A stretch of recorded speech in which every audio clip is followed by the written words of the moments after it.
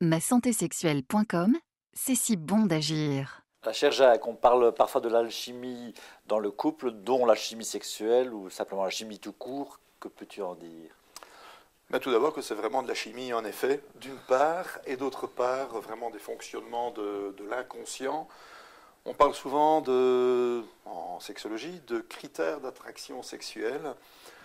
Et donc, d'une part, il y a vraiment toutes des réminiscences ancrées dans l'inconscient de la vision qu'on a eue de ses propres parents, qu'il s'agisse d'odeurs, de sons de voix, d'attitudes corporelles. Mais aujourd'hui, on parle en plus même d'épigénétique, c'est-à-dire qu'il y aurait des transmissions héréditaires d'attraction qui font que l'on est attiré par une personne que l'on croit en quelque sorte reconnaître. Et pour entrer un tout petit peu plus dans les détails, en fait, ce qui nous attire chez quelqu'un vient provoquer une libération d'ocytocine, donc qui est un neurotransmetteur, qui est une hormone, qui permet de réduire la distance sociale, d'une part, et qui est également l'hormone de l'attachement, on dit l'hormone de l'amour.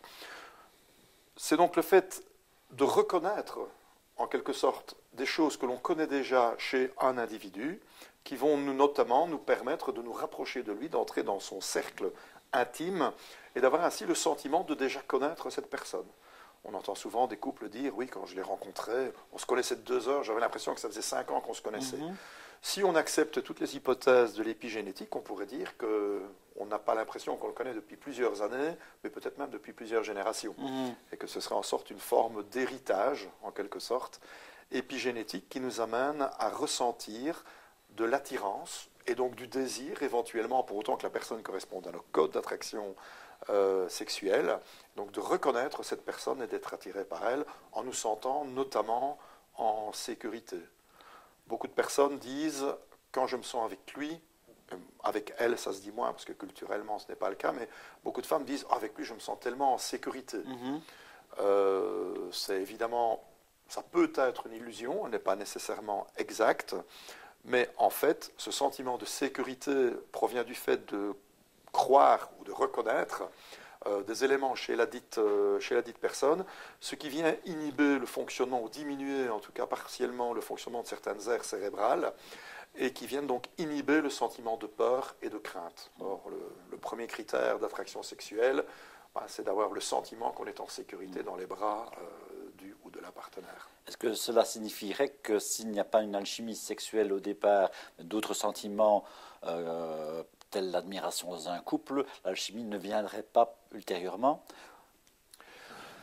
Alors le sentiment amoureux, souvent il repose sur ce que personnellement j'appelle l'illusion amoureuse, qui s'avérera erronée ou pas, mais au départ qui serait une illusion.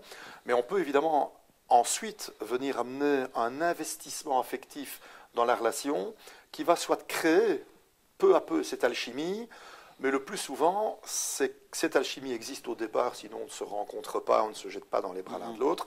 Et donc ce sont ces stratégies que tu évoques qui vont venir en fait investir cette alchimie initiale et la rendre beaucoup plus solide, la rendre beaucoup plus pérenne, beaucoup plus durable. Est-ce que cela pourrait expliquer par exemple la dépendance amoureuse? Alors la dépendance amoureuse, c'est là aussi quelque chose de relativement complexe, mais en fait il s'agit toujours de la croyance que l'on peut ou que l'on ne peut pas se passer d'une relation. Donc cette dépendance amoureuse, cette dépendance affective semble d'un point de vue psychologique davantage reposer sur des craintes d'abandon, des craintes de ne pas pouvoir fonctionner sans la relation. Ok, merci.